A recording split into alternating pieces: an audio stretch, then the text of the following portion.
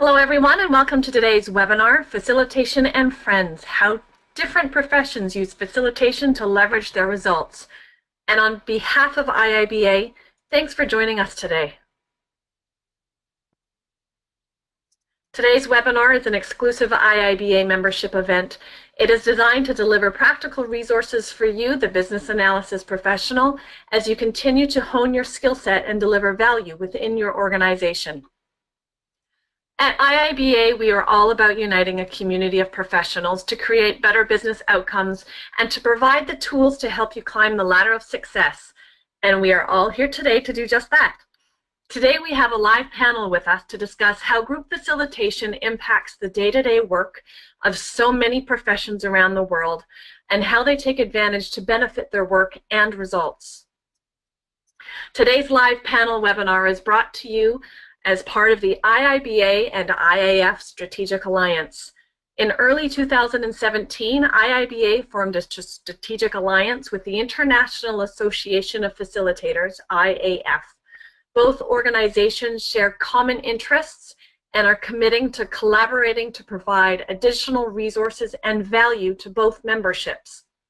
Please welcome our webinar panelists, Arie van Bennekum, Jenny Trautman, Svenne, and Karen Schmidt, and our facilitator for this webinar, Hector Villarreal.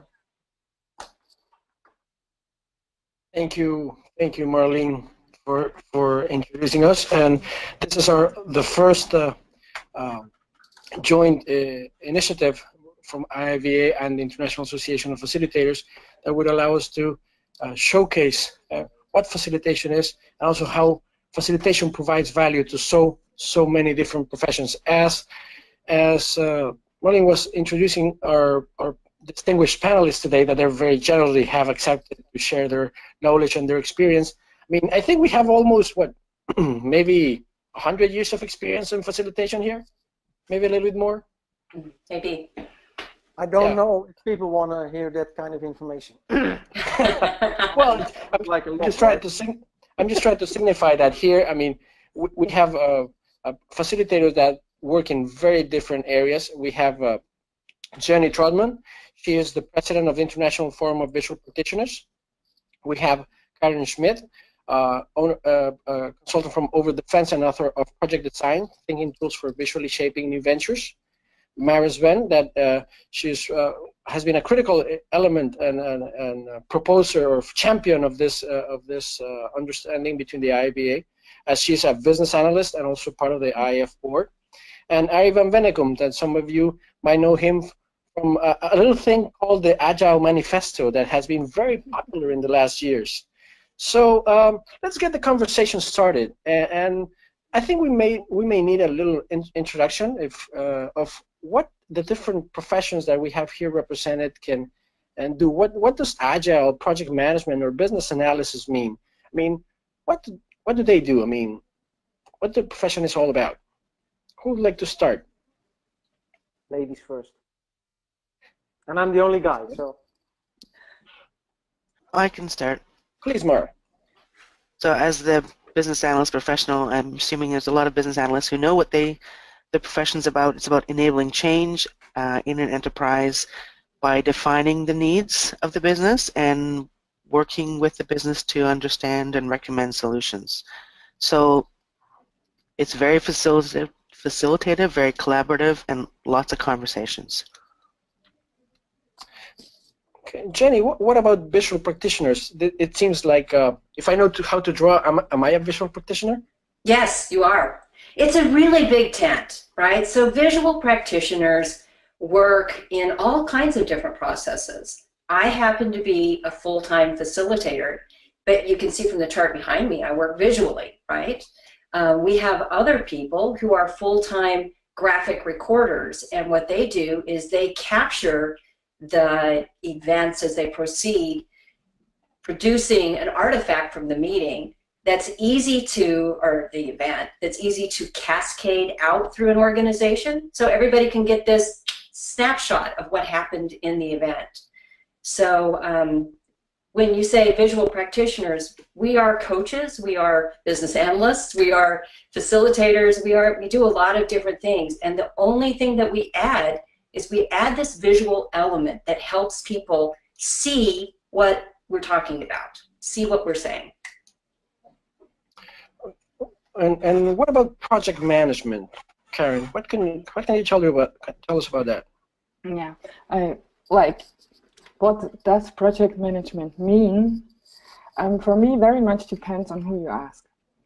And I just would like to give three examples.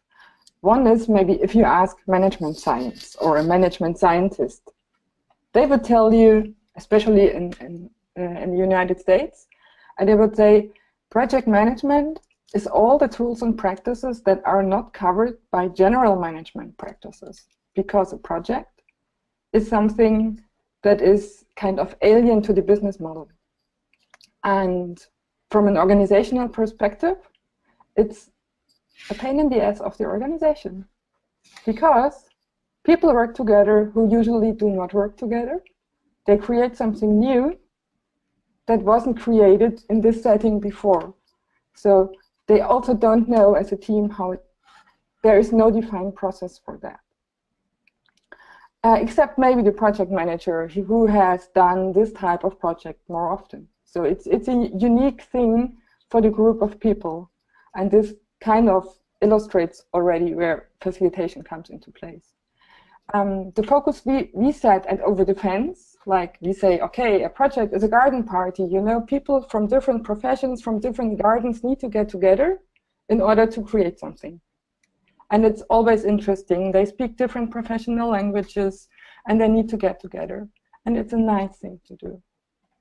And that's why we put that human focus, like the perspective of people who work together in a project, who do work, which is not their typical work, and work together with people they usually don't work with.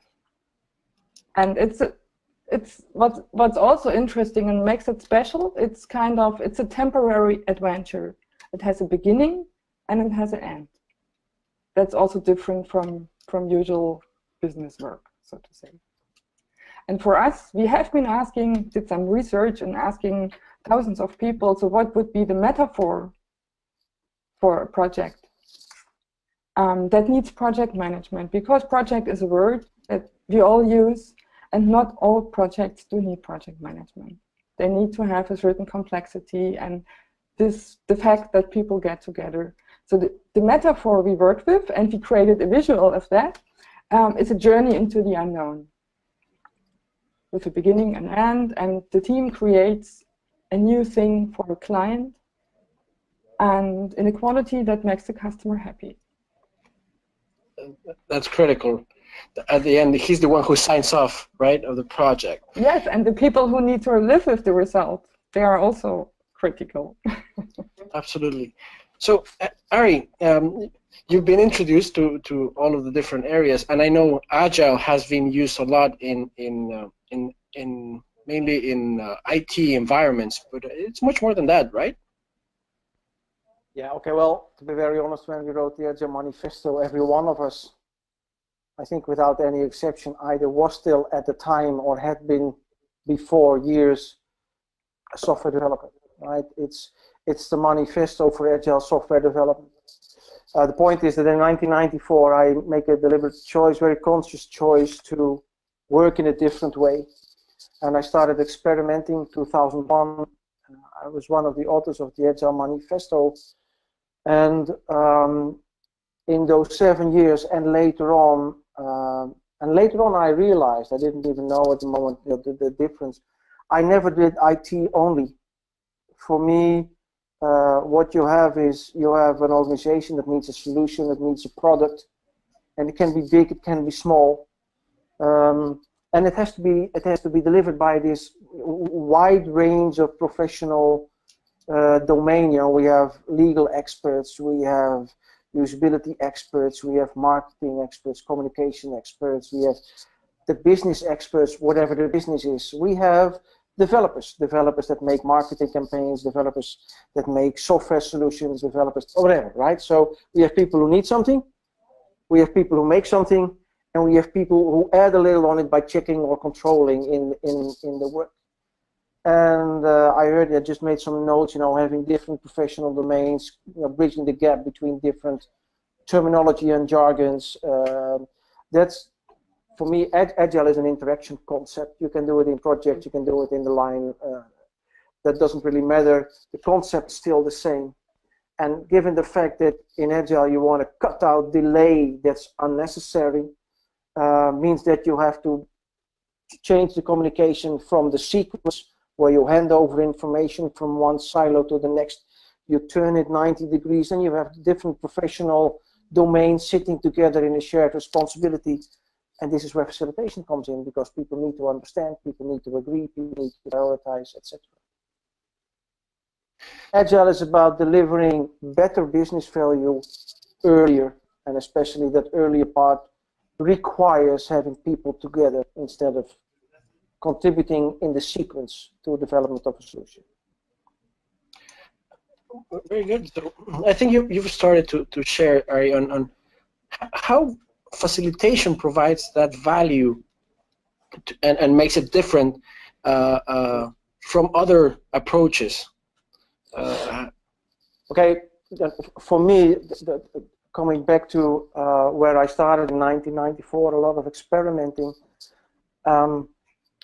Workshops were a given fact. I had no clue about facilitation, to be honest, but so you start, right? This is what happens. And in 1997, I got more into one of the methods that I represented when we wrote the Manifesto, DSDM, the Agile Project Management Framework, which is based on workshops. Workshops for analysis and for acceptance, etc. And I already found out in early 1990, no, even in 1994 already, what the impact can be of wrong facilitation on decision-making processes or giving and receiving feedback. It's a simple thing that when you have a developer who is making something, he has a professional pride, gets feedback from someone who is not aiming to hurt his ego, but if it's done in certain ways, it can be the consequence.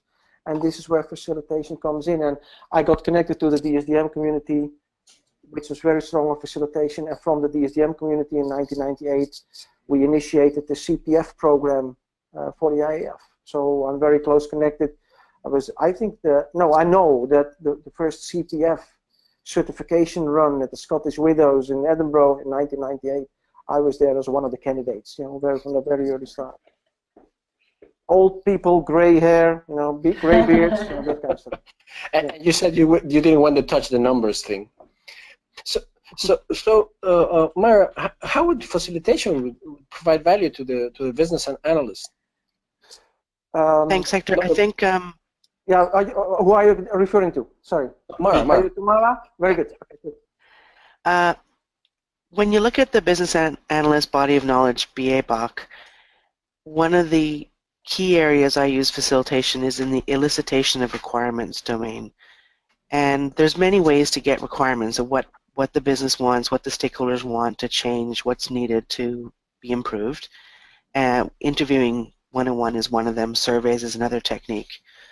And I've found through, similar to Arie when he's talking about speeding up the process, if I were to go and interview each stakeholder separately, and I'm the one BA working on the project, it takes longer elapsed time to get it. But even more importantly, I get spun around like a ball in a pinball game. So one person says, this part's broken, the other person says, no, that part's broken. So when I bring them all together into a room and have the discussion about where the process is working, where the process isn't working, what their vision for the future is, they can hold each other accountable to, no, we need that step, this is why, or the other aha moments happen like, oh, that's why it takes you so long, we don't need that thing, you can stop doing that stuff. So facilitation is a way to actually bring the learning of the organization together, solve the problems quicker, and get alignment to what solution they want. And they learn as well through it. That's just one example of many. So Jenny, in the visual practice, I know you have a there's a broad umbrella, right? So you said it's a big tent. Mm-hmm. So what are the issues that facilitation help you with? Well, actually, when you start bringing visual practices into facilitation, you start seeing some of the things that Arie and Mara have just spoken about. When you come in with these giant visual maps, all of a sudden people get their hands on them. Like, I hardly ever write on my own maps anymore. It's all about creating a template for a conversation so that we can create engagement and alignment. And it's, I mean, how many of you guys use sticky notes in your work? All of us do, right? Everybody uses sticky notes in their work. You're working visually. It's when you get people engaged in the conversation and you start having them put the picture together that you get a lot of traction. And what I see as the impact is it's a different way to work. So it's fun to walk into a room where there's these giant visuals and everyone has, you walk in and I have people say over and over, oh, this isn't going to be the standard meeting, right? So it's a different way to work. You give people this high level view. So I mostly work in the strategic planning realm. I have people's maps at the highest level so that they get an opportunity for the board and the executive leaders to have the strategic direction. Then we work with the managers and they get to see each stage of the plan, right? And then you get down into the individual contributors. So you have alignment and engagement all up and down when you're doing work visually. It helps them accelerate their decision making. You can see the conversation that the board had. It's charted on something that looks, you know, similar to what I have behind me. You can pick it, you can take it out, you can give feedback on it and move forward. And I think the other thing about it is I find, just like Mara said, working with facilitation in a room and using visual support condenses months of talking. You can get more done in a facilitated meeting with a journey map, with a guide, than you can get done in 82 individual interviews, right? So it's just a way to work faster. And that's where you get your value, is people have traction and they can roll it out really quickly. Everybody in the organization understands what was talked about in a meeting and they're ready to go. Karen, would you like to add regarding how facilitation makes you help you when you're project managing a project? You muted. Well, I can talk for a long time when I'm muted. Sorry. Each project manager actually does need to have facilitation skills. Because, as I mentioned before, if a project brings people together from different professional contexts who typically do not work with each other, who do speak different languages and also have different preferences of sharing, introverted, extroverted. Think of people who love to code. They not necessarily are people who love to have this type of discussion that often happen in management meetings. And people are often bored from the meetings they have, of course. So if you just think of regular status meetings, yeah, you can run them. If the project manager does not have facilitation skills and maybe just does the mechanics of the meeting, you all know what happens. People just are bored and nothing happens, except that they don't want to have meetings anymore. And so I think that's a very crucial thing. And an interesting observation I made is that people in management, and I think this also connects to beyond, that's a fact, beyond projects, they always talk about we need to have a shared picture of something. So I'm with you, Jenny, that really creating a picture does help. And it's the combination of sharing pictures, stories, and really having a conversation that connects beyond the typical professional language. And I think this is the important thing if you have this cross-disciplinary teams. And that's what we work on, to create a natural language, and for a project to create a shared language, actually. talking about, so facilitation, you know, connects the perspectives and helps the project to really assess the broad variety of knowledge in the room, which might be hidden otherwise. And all the hidden assumptions, like people work together for marketing with IT and HR and whatsoever. And if you just put them in a room, that's good, because they start having the conversation. But if you create the right space for them to have that exchange, it's wonderful. And it's much more than they expect. And so for me, it's a lot about like working with hidden assumptions and just creating understanding, a shared picture. But one thing is, when your question is, how does facilitation provide? I never use the word facilitation in projects. You know what happens if I say like something like facilitation? I get the question back, what? Facility management? This is important for projects? Yeah, I think we've all had that conversation, that we're trying to explain something, and I always say that facilitation is like an iPad. You never know you need it until you use it, and after that you don't want to live without it, and you have to explain to the individual. That's one of the main challenges that we have, definitely, on that. Karen, Arie, you wanted to contribute a little bit on that. Yeah, you know, one of the things in Agile is you want to be efficient. You want to cut out, you know, waste, redundant activities, that kind of thing. So you bring people together, face-to-face conversations, information at the source. Facilitation comes in, and I would like to take it even one step further. So if you have a workshop that's well facilitated, so you have someone with the analysis skills who can ask the right questions, bridge the gap between people. You have someone with the skills to visualize captured information, and you have someone who can, for example, bring this together in, okay, what's the progress of the team that we have at the moment. You can capture, based on a facilitative session, in one visual the progress. So what happens is, instead of spending time on an extra progress report or whatever, because you are facilitating your daily stand-up, you have everything captured because of good facilitation with good analytic skills in one visual, all there. And this is, and I think it's highly underestimated where the quality of facilitation comes into any kind of work, but in this case, in Agile working. So all three ladies, I would like to bring them together from that perspective. Yeah. It seems that we bring, it seems that if I put all of you together in one project, it would be very successful, very easily. Yeah. So, Karen, you wanted to add there? Yeah. Yeah. I would like to add to what Arie said. I would like to add to the efficiency aspect, because what I see in projects very often at the beginning is that you do need that shared picture of what the project is and what the results of the project really are.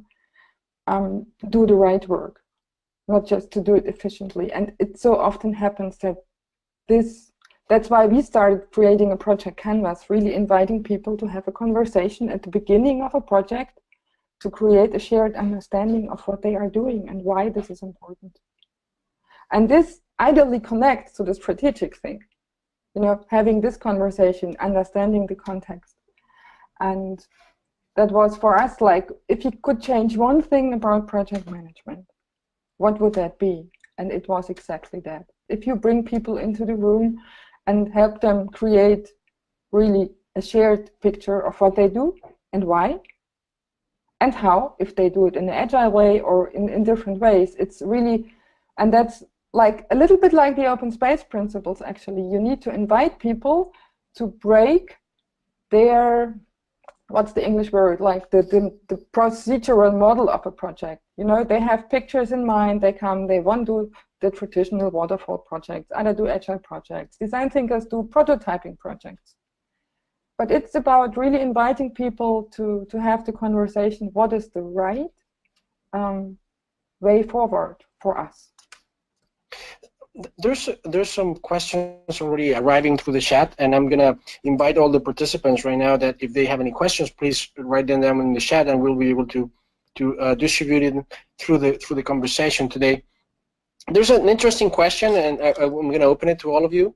And the question here is, when there's no agreement on the goal among the stakeholders, I mean, you put all of them together from the different areas, you put them together in a room, and there's no agreement on the goal among the stakeholders, and how do you facilitate that alignment? How do you, I mean, it sounds like a recipe for disaster. I always use physical violence. Well, you're a big guy, Arie. So I think that's going to be easy for you. But maybe for me, that wouldn't be that good. Jenny, you wanted to share something? Yeah, please. To me, that sounds like a recipe for discussion, right? And if you have it mapped out, you can see the conflicting goals, and it allows people to get out of their head a little bit and stop thinking of my goal as a zero-sum game where somebody's going to lose and I'm going to win because we're going to focus on this goal. And when you lay all the goals out and you have the discussion, you can see, you can organize your conversation around what are the interests that we are all trying to reach with these goals. And you can start mapping that out, right? So you can start peeling back layers of why people want certain goals so that you may be able to get to some common interests. And then when you find out what everybody in the room agrees on that is a common interest, then you have a foundation again to build back up to some goals that they can agree on. So that's one thing that I find, and I find it working where, like Karen and Arie both said, where you have these hidden assumptions. If you can map those assumptions out so that you're more in a mutual learning environment where I'm interested in what you have to say because I had no idea that that was what you thought about this, then you open the dialogue. And really that's what facilitation is all about. It's about opening that dialogue and taking it somewhere. Mara, you wanted to add there? I think my approach would be similar in the sense I would just keep asking the question. So it's a little bit like the BA technique of the 5 whys. People don't often like the word why, so I would say what's important about that goal for you. I might actually also break them into smaller groups of people and having them share their goals with each other to get closer understanding in smaller groups and then bring it to a large group. Depends on how big the group is. Yeah, that's about it. Sometimes bigger groups bring a very specific kind of challenge, and I'm going to add from my experience that sometimes clients want to always discuss things openly, and you have 30 people trying to discuss something, and nobody's listening to each other, and definitely breaking it into groups, into smaller chunks, that allows to start a conversation flow, and because common interest is very critical. I mean, if everybody's in the same company, they have something in common, right? At least. Karen, please. Yes, and I would like to add something, especially in a project. You know, a project, what also makes a project unique, it has a project owner, like a person, like you have a product owner when you develop a new product.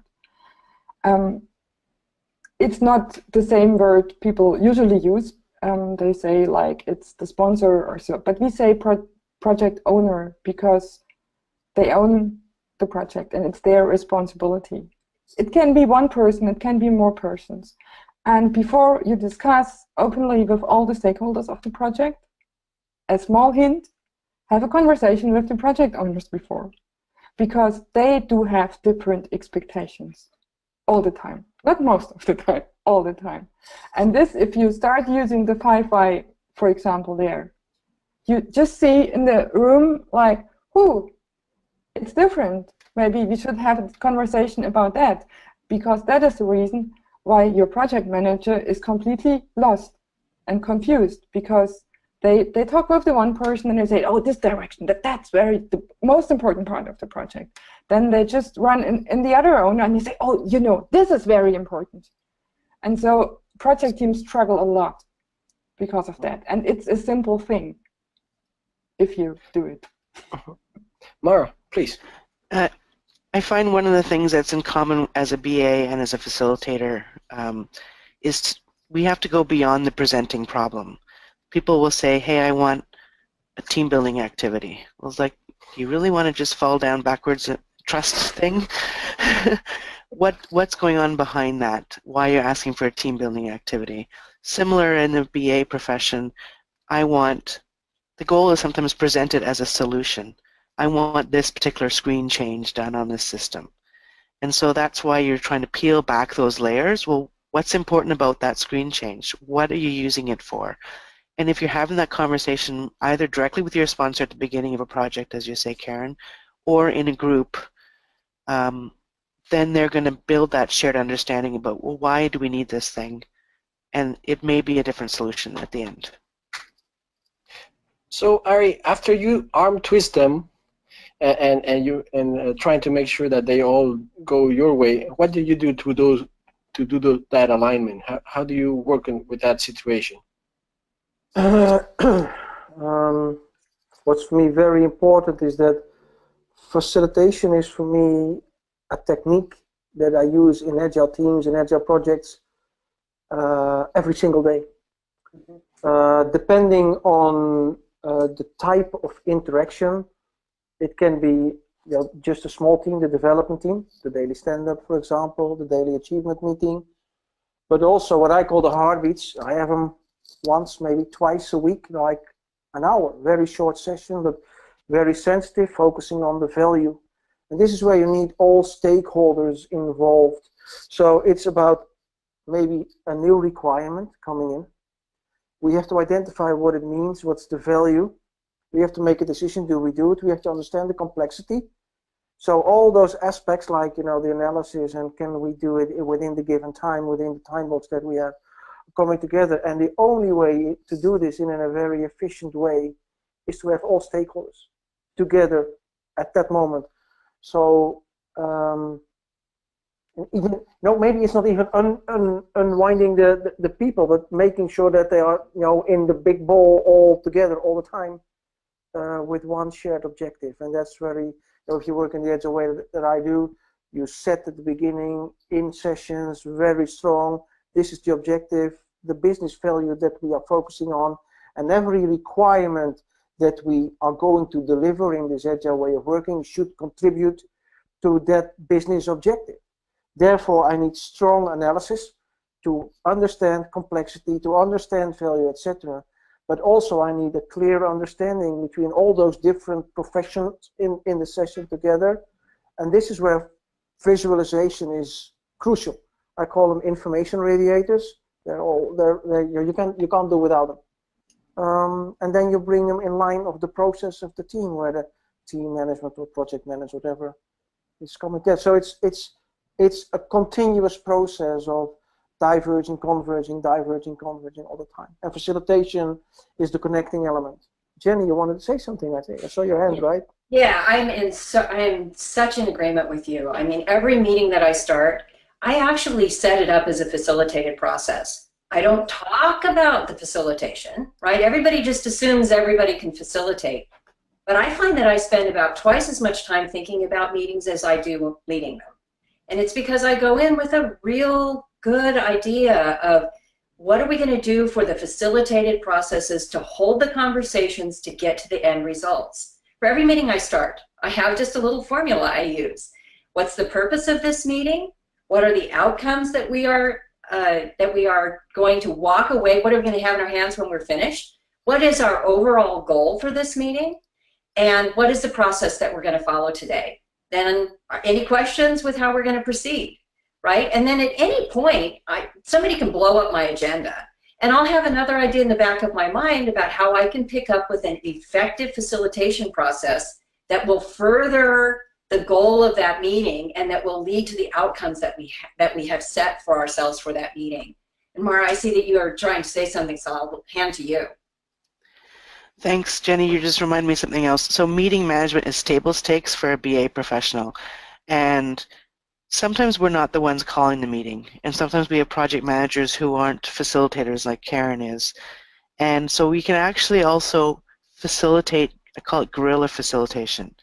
So if the meeting starts and there is no clear purpose, then I'll ask the question, what are we trying to look for? What's the outcome of today? So as a BA, even if you're not in charge of leading the meeting, you can still add those facilitation techniques in order to clarify for everyone in the room, because not everybody will ask, so why are we here? They're just thinking it. Normally there is an unspoken and unfortunately not still popular Bill of Rights of a meeting participant. We have rights as a participant because it's your time, it's your life that you're spending in a meeting, so you at least have to know why you're there. And most participants are just sometimes just sit there because they were asked to sit in the meeting. And yeah, and they just stare and just staring at the wall sometimes, or at the door because they want to leave. So it means that you have the right to ask, why are we here? Definitely. And sometimes it might be a guerrilla technique, because people might find it that is like, hey, isn't that obvious? Well, for most people it isn't. So we have to make clear of that. So I have another question that's coming up in the chat box, it says, how would you point out or explain to groups or people that what is facilitation is that make the difference? What that facilitation is, what it makes the difference? Because effective facilitation makes it look easy to do. I think we have our own demise on our success when we're successful as facilitators. Sometimes we make it look so easy that people think that it's actually not needed, right? So how would you state?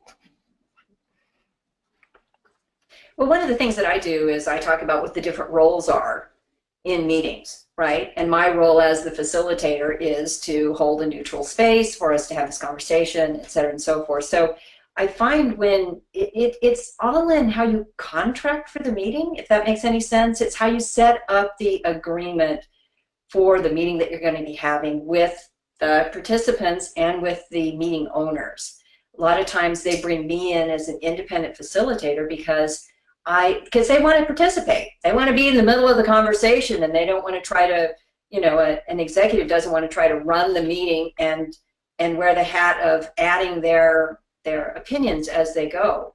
And so when I talk about effective facilitation, I talk about the key things that a facilitator brings.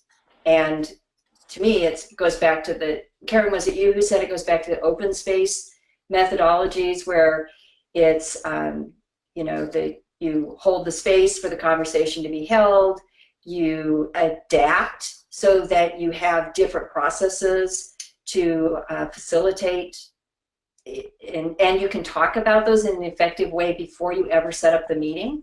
You can ask what kind of challenges may we run into, and you might find out, oh, somebody has a real strong opinion about how to run a project, for example. They really want to do a project plan from end to end, a waterfall project plan, and that's in conflict with other people. You would go into the conversation with them saying, here are some of the ideas that we can use to hold those conversations, and that is basically facilitation. Honestly, I don't mention much that I'm a facilitator when I go in. I'm trying to help them solve problems. A lot of them have slotted facilitation as a training method, and they don't see it as an executive decision-making, problem-solving, conversation engaging method. And so I'm kind of all over the map on that one. I want to share something with you. If you're an Agile project manager, my experience delivering Agile projects, let's say from the mid-90s to early this century, when I was really in the delivery myself for 10 years, I think I spent 50% of my time on making sure that the people were there for the right session, because the people you want in the sessions are the people that are very busy. And they are say, I know you want me in this workshop, but hey, I'm so busy with my daily job, I can't make it. So the conversation, okay, why should I be in the workshop? Over and over I explained, and there's a very simple line: First of all, it's the speed where Mara was talking about. The fact that if I talk in a sequence to people or I have them in one go. But if I have them in one go, instead of bringing the content together from different conversations, I facilitate them in their content, so we create ownership. We have a lot higher productivity because people trigger each other, you get sharper and better ideas. Because you facilitate the process, we have consensus, so there is no debate on the outcome anymore. People understand, they have an overview, they have an understanding of each other's point of view. And finally, the outcome of the solution or whatever is of a much higher quality. And that's a difference between elapsed time of 3 weeks or half-a-day workshop, right? And it's mathematical, much cheaper to have good facilitation. We have a lot other questions. I don't know if Mara or Karen want to add to this before we close it, because we have other questions. There's a. What's that? I'm curious for the next. Okay, this is a very interesting, because this is a long question, and it ends with "please help." So, okay. It's a critical one. So it's what do you suggest for a BA that's experienced in facilitation in multiple software development life cycle methods like Waterfall, Agile, Kanban, that comes to an organization with a team that has no experience with any methodologies? Senior managers talk to developers change things with nobody else checking around, no quality assurance. Leadership wants to implement some structure, but is having trouble getting everyone to change their mindset. This was a very small company that has grown exponentially and desperately needs this more structured approach to work. So it's a very interesting setting. What would you recommend to this VA that's desperately asking for help?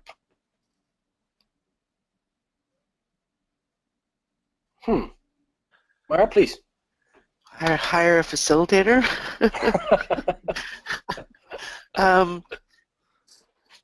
It sounds like if you have a lot of experience, but do you have an Agile coach as well, might be a good help. And you'll need to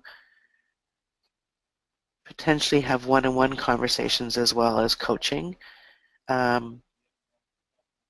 don't know if that helps. Okay. Arie, please, then Jenny.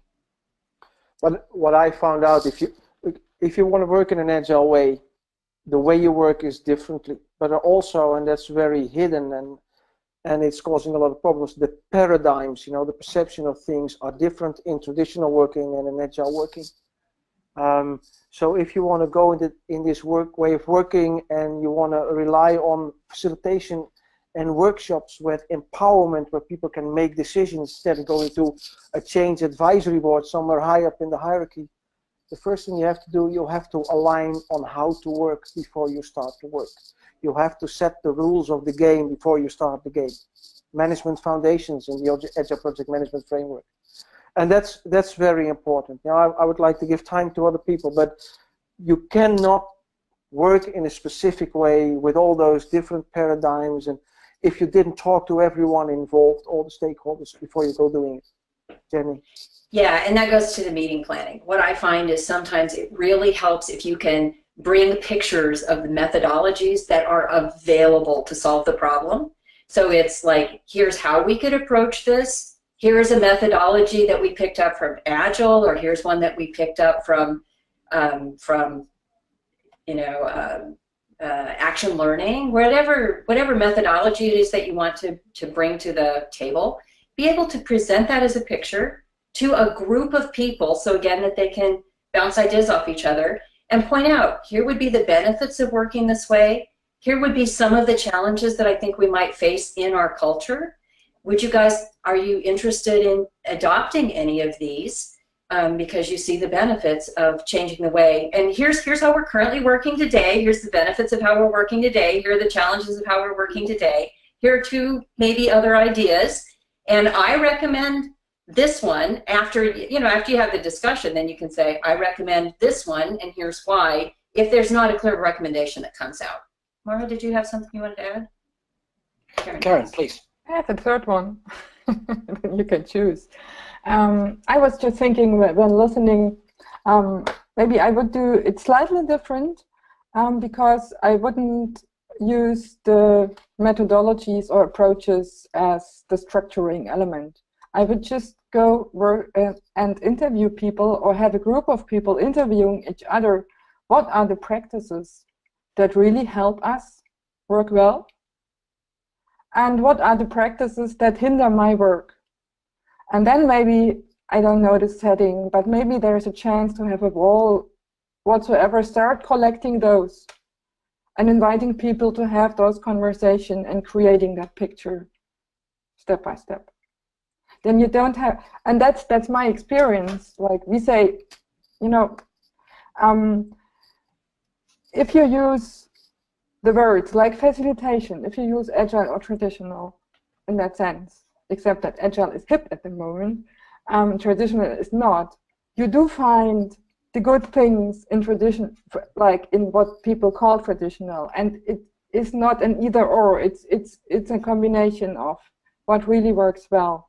I did have, this is something I learned I had a workshop with, or a retreat with Diana Larsen, one of your co-signees of the Manifesto, and I had a conversation, but this is something a good project manager does as well. And she looked at me and said, well, good project managers did that all the time. And I think we should appreciate the things that work well in your organization, no matter where they come from. Thank you, Karen. We have a lot, some others, very other questions. So I would like to continue with them. And there's an interesting one, and it's very practical.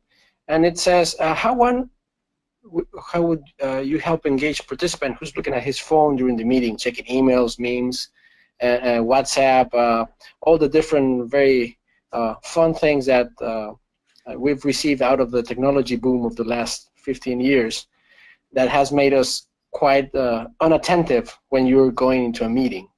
So what would you do to engage them and to facilitate that engagement? What were the tips that you would recommend our participants? I can share one I've seen, and it's so funny. There was an agreement between the facilitator and one of the participants to bring an old phone, and she had a bucket of water, and she agreed with the participant that they would use their phone to make a noise.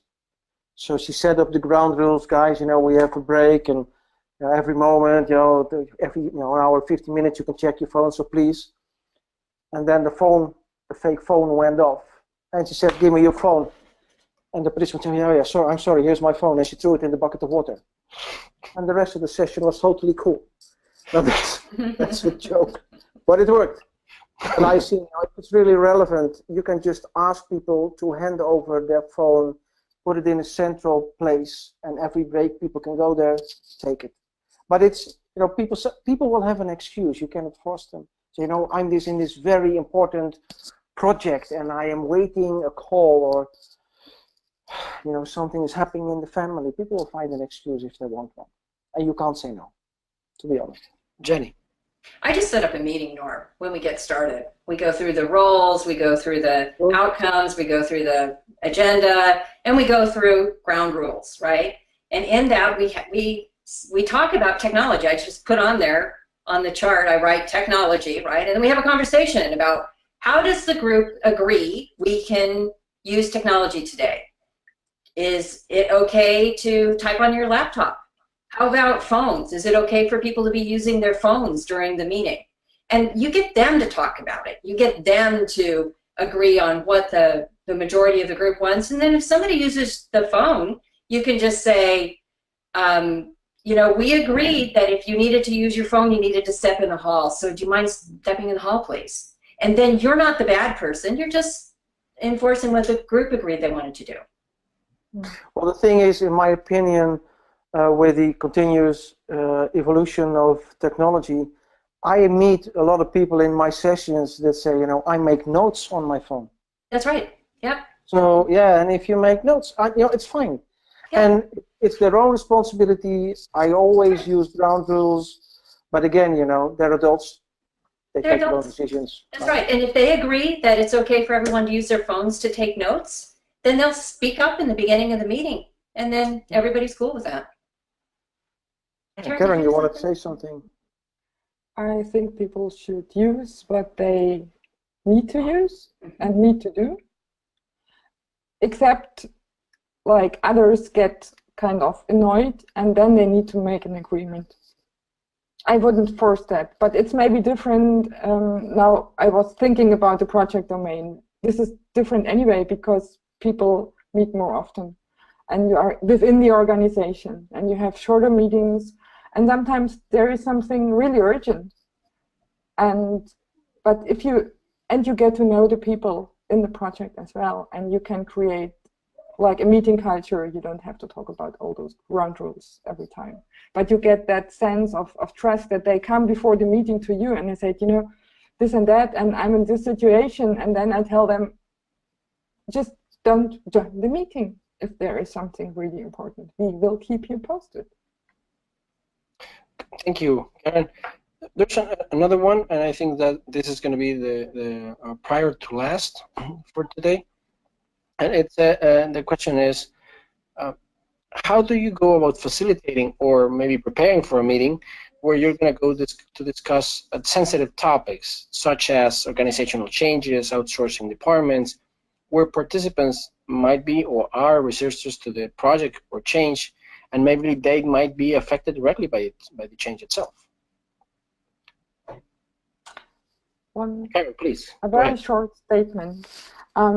In a project, that's something about change and projects. So my philosophy of project, at least, is you wouldn't need a project if you wouldn't want to change anything.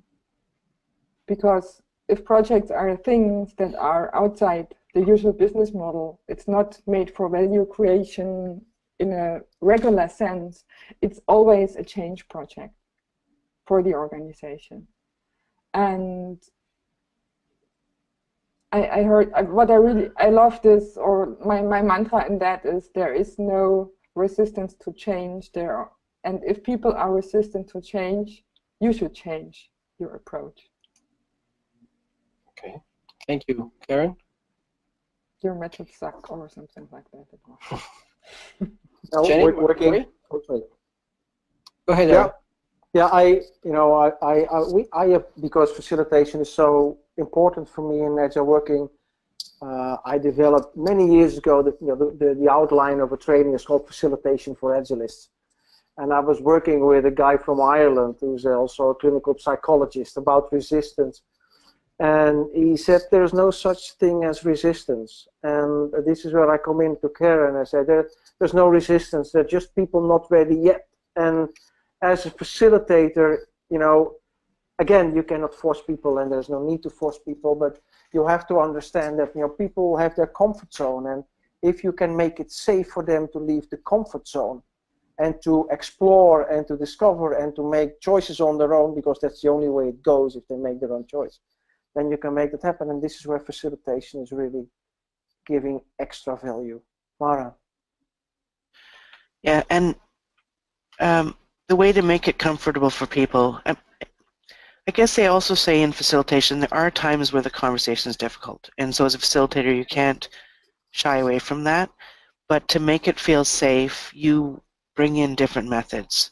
So for the quiet people you pair them up, so people who you first have conversations in twos, or you write maybe a question like, where are you in the path towards change? Are you nervous? Are you excited? Where along that spectrum are you? And then maybe pair people up and have them talk about where are they in this feeling about what needs to change. And then the next question was, well, what can the organization do to help you through that? Because people aren't stupid. They know change is happening. But then if they can be part of what can help them move through that change, then again, there won't be the resistance. Go, Jenny, please. Yeah, I agree with what all my colleagues have said here. And a specific technique that I use to deal with people who are resisting in a meeting is because visual practitioners are writing, you know, we're capturing the conversation live as it unfolds. I find sometimes capturing that resistance on the board and just writing it up there so everybody can see it. It acknowledges the truth that not everybody is on board here. And if we continue with the facilitated meeting and we still have those feelings of resistance, one of the facilitation techniques that I use, or processes that I use, is to give everybody 30 seconds to lobby for or against the key ideas that we're trying to work on here. Then everybody gets a chance to say what they have to say, and we can move into some sort of a consensus generating exercise. And we've already, agreed on how we're going to come to consensus in the meeting norms when I set up meeting norms for a meeting. But we'll move into that consensus building exercise, and we'll walk away with, if we can't come to consensus, then we continue with that conversation. And we continue working through the pieces of it that remain sensitive and that need more discussion. So, but giving everybody a chance to lobby, I'm for this idea because, I'm against this idea because, you get this complete picture of what the group is thinking, and everybody can see what everybody else is thinking. It gets all of those unspoken assumptions out. It also raises all of the fears, uncertainties, and doubts. And now they're in stark relief on white paper, and you can talk about them in a different way. Go ahead, Karen. Thank you, Jenny. I would just like to add one thing. I absolutely agree.